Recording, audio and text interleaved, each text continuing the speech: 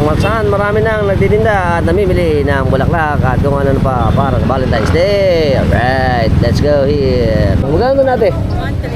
1.3. 1.3. Tayo sa mura. Tayo dito.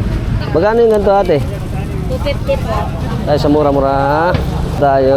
Ang dami tao. 450 po. Lamang bawas yun. Yeah po. Ate, magkano po dito? Tayo bulaklak. Pwede ito. Alright, sige. Ito na lang. Kukuha natin kay ate. Yee, very good. I see. Oh? Happy Valentine's to mami. Wow, thank you. Akis naman. Happy Valentine's. Ayos. Kunin ko yung yung bulaklak ni Wow. Ito yung kay Leon, no?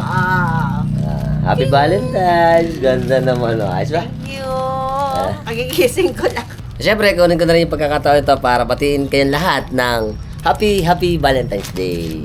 Sa lahat ng mga special everyone sa ating buhay. At siyempre, galing kay Alpax TV at kay Mrs.